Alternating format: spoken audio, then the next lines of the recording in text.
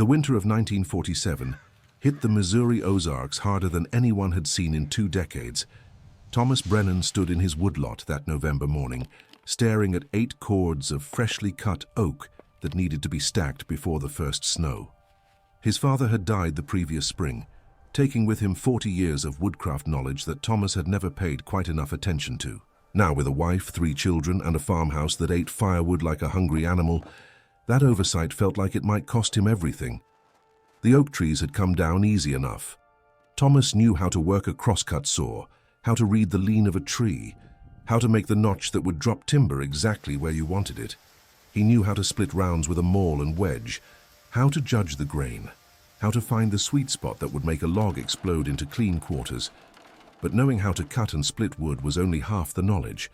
The other half, the half his father had tried to teach him on a dozen autumn afternoons when Thomas was too young to care, was how to stack it so it would stay dry through rain and snow and spring thaw, so it would season properly, so it would burn hot and clean when you needed it most. Thomas had stacked wood before, of course. Every farm boy in the Ozarks had thrown split wood into piles since he was old enough to lift it. But there was stacking wood, and then there was stacking wood right. His father had built wood piles that stood for years, that shed water like a slate roof, that seasoned oak in 6 months instead of 2 years. Thomas had watched him do it, had helped hand him pieces, but he had never really learned the why behind the how. Now his father was gone, and Thomas was standing in front of 8 cords of green oak that would take 18 months to season if he stacked it wrong. That would rot from the inside if water got in. That would smoke and sputter and waste itself if it stayed damp. His corn crop had failed that summer due to drought, which meant he had no cash income to buy coal or pay for delivered seasoned wood.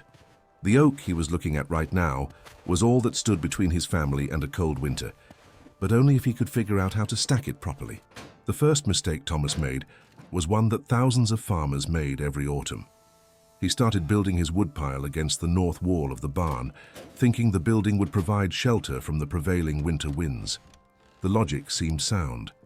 The barn wall would block the wind, provide some overhead protection, and keep the pile convenient to the house. He spent 2 full days stacking wood against that barn wall, building the pile 4 feet high and 12 feet long, placing pieces bark side up like his father always had, creating what he thought was a solid, practical woodpile. The problem revealed itself 3 weeks later when the first hard rain came through. Thomas went out to the woodpile to grab an armload for the evening fire and found the outer layer slick with water. When he pulled pieces away from the barn wall, he found the inner layers wet clear through to the barn siding. The wood was actually wetter than when he had stacked it. Worse, the moisture had nowhere to go. The barn wall blocked airflow from behind. The overhang was too shallow to protect the pile, and rain running down the barn wall was soaking into the wood from above. Thomas spent a cold, frustrating afternoon pulling that entire woodpile apart and moving it 20 feet away from the barn. His wife Sarah watched from the kitchen window, holding their youngest daughter, not saying anything because there was nothing to say. Thomas could feel his father's absence like a physical weight. This was exactly the kind of mistake the old man would have caught before the first log went down. This was exactly the kind of knowledge that lived in the hands and eyes of men who had spent 50 winters making sure their families stayed warm. The relocated pile was better, but Thomas still did not have the full picture. He built it on level ground, created a rectangular stack about 4 feet wide and 5 feet tall, and left it open to the air on all sides. This was closer to right, but within a month he could see new problems emerging. The bottom layer was sitting directly on the earth, and despite the cold November weather, moisture was wicking up from the ground into the wood. The ends of the logs were absorbing water, and frost was making the problem worse as it heaved the ground and shifted the pile. Thomas knew about foundations for buildings. Every farmer understood that you did not set posts or beams directly on the earth unless you wanted rot. But somehow that knowledge had not translated to firewood. His father would have known. His father had always built his wood piles on foundations of some kind, though Thomas could not quite remember what they looked like or how they were constructed. He tried to fix the problem by sliding flat rocks under the bottom layer, working them in a few at a time without dismantling the whole pile. It was awkward, back-breaking work, and he only managed to get rocks under about half the logs before the ground froze too hard to dig. The half he had lifted seemed better, but the half still sitting on frozen earth was clearly absorbing moisture from the ground. December came hard and mean. The first serious snow hit in the second week. 8 inches overnight, followed by 3 days of temperatures that never climbed above 20 degrees. Thomas burned through his seasoned wood faster than he had planned, and he tried supplementing with oak from his new pile. The wood barely burned. It hissed and steamed and produced more smoke than heat. Sarah had to open windows to clear the smoke from the house, which defeated the entire purpose of the fire. The children coughed from the smoke, and Thomas found himself lying awake at night, doing math that never came out right. 8 cords of oak, minus the half cord he had already burned through trying to keep the house warm in early winter, minus whatever percentage was going to rot or stay too wet to burn, divided by 5 months of winter still ahead. The numbers terrified him. They suggested his family might be cold, and his woodpile might be worthless by March, all because he had never paid proper attention when his father tried to teach him something that seemed too simple to matter. Thomas was not the kind of man who gave up easily, but he was the kind of man who recognized when he was in over his head. The week before Christmas, he swallowed his pride and drove his truck into town to visit Harold Fletcher, who ran the feed store and had a reputation as the best woodsman in 3 counties. Harold was 72 years old, had been cutting and stacking firewood since the Teddy Roosevelt administration, and had strong opinions about almost everything related to forest management and woodcraft. Thomas found him in the back of the feed store, sorting through a shipment of mineral blocks for cattle. Harold listened to Thomas explain his situation without interrupting, his weathered face showing nothing. When Thomas finished, Harold was quiet for a long moment, then nodded slowly. "Your daddy tried to teach you the Scandinavian stack, did not he?" Harold said. "I remember him building them. Beautiful piles, shed water like nothing else." Thomas felt something tighten in his chest. Yes, his father's wood piles had been distinctive, almost architectural. Thomas could picture them, but could not quite remember how they were built. "Come by Sunday afternoon," Harold said. "I will show you. Bring a dozen of your straightest, most uniform splits. We will build a demonstration pile and I will talk you through it." That Sunday was one of the coldest days Thomas could remember. The temperature hung around 15 degrees all afternoon, and the wind made it feel like 0. But Harold was waiting in his woodlot behind his house, standing next to a neat pile of seasoned splits that he had clearly selected and arranged in advance. "First thing," Harold said, not bothering with pleasantries, "foundation. Your daddy knew this. Scandinavian stackers, the old Norwegian and Swedish loggers who came through the Ozarks in the 20s and 30s, they never set wood directly on the ground. Never." Harold walked over to a section of his woodlot where he had arranged 2 parallel rows of concrete blocks, set about 3 feet apart and running about 10 feet long. "Concrete blocks are modern," he said. "Your daddy used rocks or old fence posts or pressure-treated lumber. Point is, you create parallel runners that keep your wood completely off the earth, 6 inches minimum. This does 2 things. First, it stops ground moisture. Second, it lets air circulate underneath the entire pile. Air circulation is everything in wood seasoning. Everything." Thomas nodded, watching as Harold began placing splits across the concrete block runners, bark side up, creating the first layer of what would become the pile. But Harold did not just stack the pieces in a simple row. Instead, he placed them at a slight angle, tilting them so that the ends pointed outward, and the centers were slightly higher than the edges. "See this?" Harold said, pointing at the angle. "This is where most people go wrong. They stack flat and level, thinking that is more stable, but flat and level means water sits on the wood. You want every single piece tilted so water runs off. Not a big angle, just enough to shed rain. Your daddy understood this. Every layer he built had this tilt."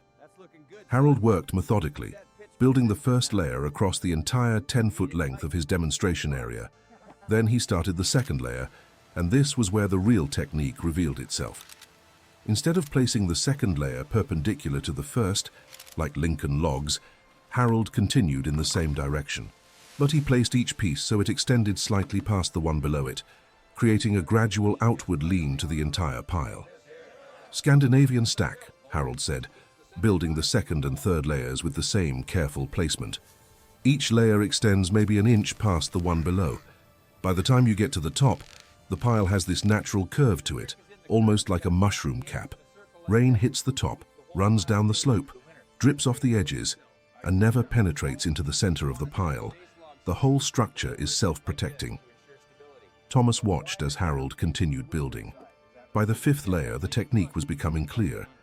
Each piece tilted for drainage, each layer extending slightly to create the protective curve, the entire structure leaning outward at a gentle angle that would shed water while maintaining stability. "How high?" Thomas asked. 5 feet is good for oak, Harold said. 6 feet if you have really uniform splits and you are confident in your foundation. Higher than that and you risk the pile settling unevenly or catching wind. Your daddy usually went about 5.5 feet, and his piles stood for years. Harold kept building, and as he worked he explained the other elements Thomas needed to understand. The ends of the pile were critical. Many farmers just let the ends be ragged, with log ends sticking out at odd lengths. But Harold built actual end walls, placing shorter pieces perpendicular to the main pile, creating bookends that held everything together and prevented the ends from unraveling. End walls make the difference between a pile that stands for 3 years and a pile that collapses after the first thaw, Harold said. Your daddy spent extra time on his end walls. He knew that is where piles fail. The other critical element was top coverage. Harold finished his demonstration pile at about 4 feet tall, then carefully placed a final layer of pieces, bark side down, creating a shingled roof effect where each piece overlapped the one beside it. The bark layer would shed water while still allowing air to move through the pile. Some folks use tarps, Harold said, but tarps trap moisture and prevent seasoning. You want protection from rain but not from air. Bark layer, properly shingled, does both. It is how the old Scandinavian loggers did it, and it works better than anything modern I have seen. Thomas studied the demonstration pile. It was beautiful in a utilitarian way, almost sculptural. The outward lean gave it a distinctive profile, and he could see how rain would sheet right off it. More importantly, he could see gaps between the pieces where air would circulate freely, carrying away moisture as the wood seasoned. How long to season? Thomas asked. Oak, cut and stacked this way in November, will be ready to burn by next October, Harold said. Maybe September if we get a dry summer. You stack it flat against a barn wall, it might take 2 years and still not burn clean. Thomas felt sick. Next October. He needed firewood now in January with 4 months of winter still ahead and a pile of green oak that would barely burn. Harold must have seen it in his face. Your daddy left you any seasoned wood? He asked. About half a cord, Thomas said. Maybe less. I have been burning it since November. Harold was quiet for a moment, then nodded. Come by tomorrow. I have 3 cords of seasoned hickory I cut in 45. I will sell it to you at cost, and you can pay me when your corn comes in next fall. But you build your oak pile, right, starting tomorrow, and you will have good wood for next winter, and the winter after that. Your daddy understood that staying warm was not about this winter. It was about building systems that worked year after year. Thomas felt something break loose in his chest. Relief, gratitude, and shame all mixed together. I cannot ask you to do that, he said. You are not asking, Harold said. I am offering. Your daddy helped me build a new cattle fence in '39 when I had broken my hand and could not twist wire. Never asked for anything, just showed up one morning and worked until the job was done. That is how it worked in those days. Still works that way if people remember it. The next week was a blur of work. Thomas drove to Harold's place with his truck and spent 2 days hauling seasoned hickory back to his farm, stacking it in a simple shed near the house where it would stay dry and accessible. The hickory burned hot and clean, and the house was warm for the first time since December. Sarah did not say anything, but Thomas saw her shoulders relax, saw his children playing in front of the fire without shivers. With the immediate crisis addressed, Thomas turned his attention to the green oak. He pulled apart his inadequate pile and started rebuilding it properly. He scavenged old fence posts from a collapsed section of fence line on the back 40 and used them to create the parallel runners Harold had described. He placed them level, spacing them 3 feet apart, creating a foundation that lifted his wood 6 inches off the frozen ground. Then he started stacking, following Harold's technique piece by piece. Bark side up, slight tilt for drainage, each layer extending an inch past the one below. End walls built carefully with perpendicular pieces. The work was slow because he was learning as he went, and several times he had to tear down sections and rebuild them when he realized he had gotten the angle wrong or had let pieces settle flat instead of tilted. Building a proper Scandinavian stack was physically demanding work. Each piece had to be placed deliberately, not just thrown onto the pile. Thomas had to think about weight distribution, about how the pieces locked together, about creating a structure that would remain stable through freeze-thaw cycles and spring-thaw. His back ached. His hands were raw even through work gloves, and there were moments when he wanted to just throw the wood into a heap and be done with it. But every time that thought crossed his mind, he pictured his father building these same piles, taking the same care, understanding that this was not just about moving wood from one place to another. This was about creating a system that would keep his family warm year after year, without waste or failure. This was knowledge that had been passed down through generations of farmers and loggers, refined over centuries, tested against every weather condition the Ozarks could throw at it. Thomas finished the main pile in mid-January. 8 cords of oak stacked in 2 parallel rows, each pile 5 feet tall with the distinctive outward lean of a Scandinavian stack. The end walls were solid, built with care. The top layer was bark down, shingled to shed water. The whole structure stood on its foundation of fence posts, 6 inches off the frozen earth, with air gaps visible between the parallel runners. It was the most carefully built woodpile Thomas had ever created, and looking at it gave him a satisfaction that surprised him. This was what his father had tried to teach him. This was the knowledge he had been too young or too distracted to absorb when it was being offered freely. February brought a hard ice storm that coated the entire farm in an inch of clear ice. Thomas went out to check his woodpile and found water sheeting off the curved surface exactly as Harold had described. The rain had frozen into a thin shell on the exposed wood, but the interior of the pile was dry. When he pulled a piece from the middle layer, it was cold but not damp. The airflow was working, the foundation was working, the whole system was working exactly as generations of woodsmen had designed it to work. Spring came with the usual mud and unpredictability. March brought alternating thaws and freezes that turned the farm roads into soup and made every outdoor task twice as difficult. Thomas watched his woodpile carefully, checking for signs of rot or settling or water penetration. The pile stood firm. The end walls held. The wood remained dry. In early April, Thomas split a piece from the pile out of curiosity. The oak had been green when he cut it in November, full of sap and moisture. Now, 5 months later, the split revealed wood that was noticeably drier, not seasoned yet, not ready to burn, but clearly losing moisture at a steady rate. The Scandinavian stack was doing its job. Thomas did not burn any of that oak during the remainder of that winter. He finished out the cold months on Harold's hickory, paying for it in installments starting in June, when he had cash from selling early vegetables at the farmer's market.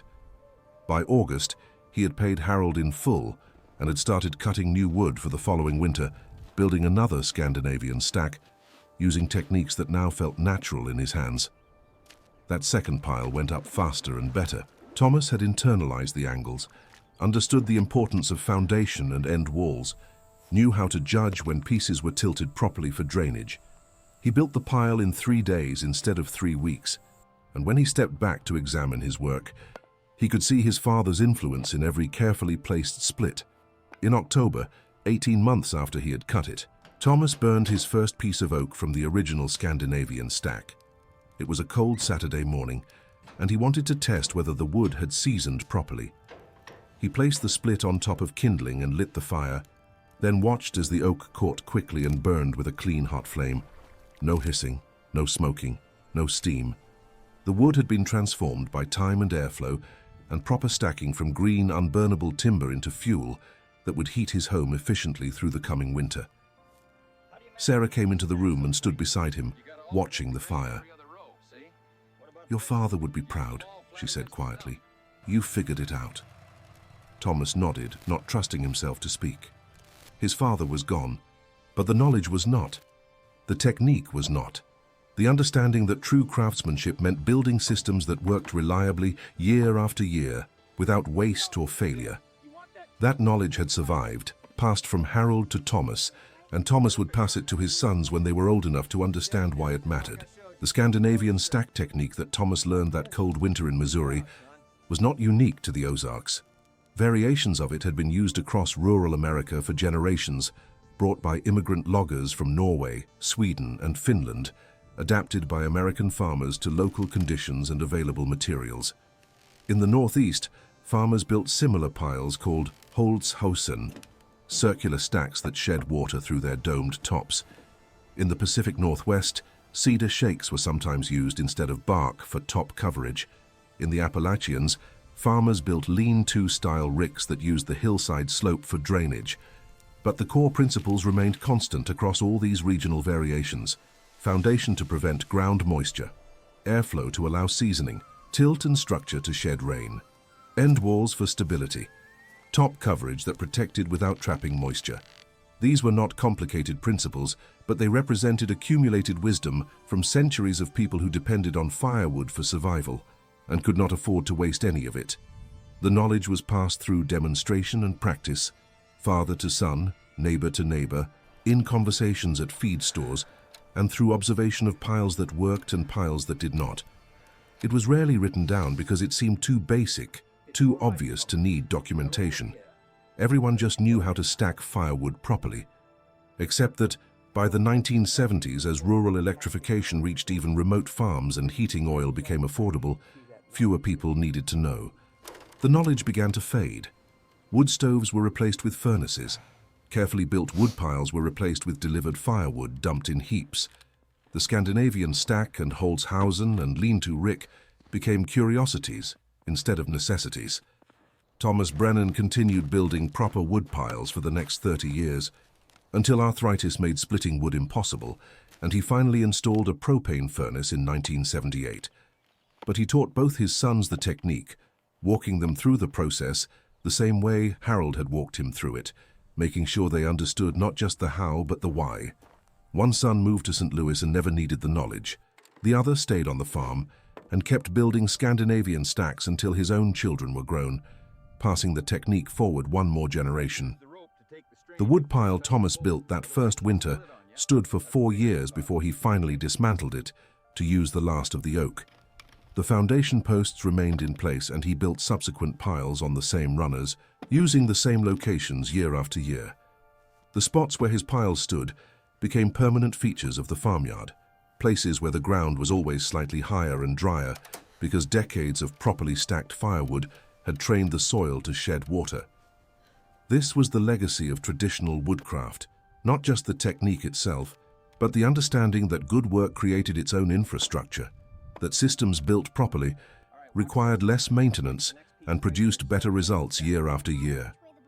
It was knowledge that seemed simple until you needed it, and then it became the difference between a warm house and a cold one, between wood that burned clean and wood that wasted itself in smoke and steam. The forgotten way farmers stacked firewood was never really about firewood. It was about paying attention to the accumulated wisdom of people who had solved problems you had not yet encountered. It was about understanding that the simplest tasks often contain the deepest knowledge. It was about building systems that would work long after you were gone, systems that would keep the people you loved safe and warm through winters you would never see. Thomas learned that lesson the hard way, in a cold winter when his father was newly gone and he was alone with 8 cords of oak and no clear idea what to do with it. But he learned it thoroughly and he never forgot it. Every time he looked at a properly built wood pile, every time he split a piece of seasoned oak that burned hot and clean, he remembered Harold Fletcher, taking time on a freezing Sunday to teach him what his father had tried to teach him years before.